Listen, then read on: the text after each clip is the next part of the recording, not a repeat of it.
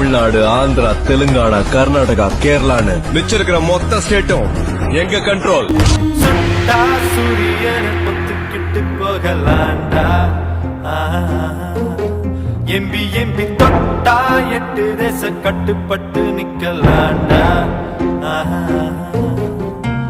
அடிச்சா வச்ச குறி சிக்கணுமையோ, குடிச்சா சமுத்திரம் மட்டணுமையோ, நினைச்சா நினைச்ச